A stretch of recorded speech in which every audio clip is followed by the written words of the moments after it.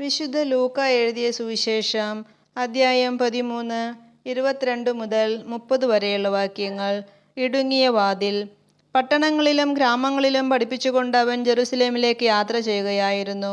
ഒരുവൻ അവനോട് ചോദിച്ചു, കർത്താവേ, രക്ഷ പ്രാപിക്കുന്നവർ ചുരുക്കമാണോ? അവൻ അവരോട് പറഞ്ഞു, ഇടുങ്ങിയ വാതിലിലൂടെ പ്രവേശിക്കുവാൻ പരിശ്രമിക്കുവിൻ. ഞാൻ നിങ്ങളോട് പറയുന്നു, അനേകം പേർ പ്രവേശിക്കാൻ ശ്രമിക്കും, എന്നാൽ അവർക്ക് സാധിക്കുകയില്ല. വീട്ടുടമസ്ഥൻ എഴുന്നേറ്റ് വാതിൽ അടച്ചു കഴിഞ്ഞാൽ പിന്നെ നിങ്ങൾ പുറത്തുനിന്ന്, കർത്താവേ, ഞങ്ങൾക്ക് തുറന്നു തരണമേ എന്ന് പറഞ്ഞ് വാതിൽക്കൽ മുട്ടാൻ തുടങ്ങും. അപ്പോഴവൻ നിങ്ങളോട് പറയും, നിങ്ങൾ എവിടെ നിന്നാണെന്ന് ഞാൻ അറിയുന്നില്ല. അപ്പോൾ നിങ്ങൾ പറയും, നിന്റെ സാന്നിധ്യത്തിൽ ഞങ്ങൾ ഭക്ഷിക്കുകയും പാനം ചെയ്യുകയും ഞങ്ങളുടെ തെരുവുകളിൽ നീ പഠിപ്പിക്കുകയും ചെയ്തിട്ടുണ്ട്. എന്നാൽ അവൻ പറയും, നിങ്ങൾ എവിടെ നിന്നാണെന്ന് ഞാൻ അറിയുന്നില്ല. അനീതി പ്രവർത്തിക്കുന്ന നിങ്ങൾ എന്നിൽ നിന്ന് അകന്നു പോകുവിൻ.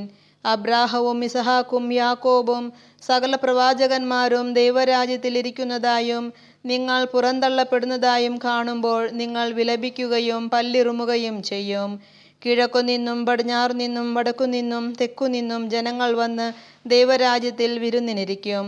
അപ്പോൾ മുൻപന്മാരാകുന്ന പിൻപന്മാരും പിൻപന്മാരാകുന്ന മുൻപന്മാരും ഉണ്ടായിരിക്കും. നമ്മുടെ കർത്താവായ മിശിഹായ്ക്ക് സ്തുതി.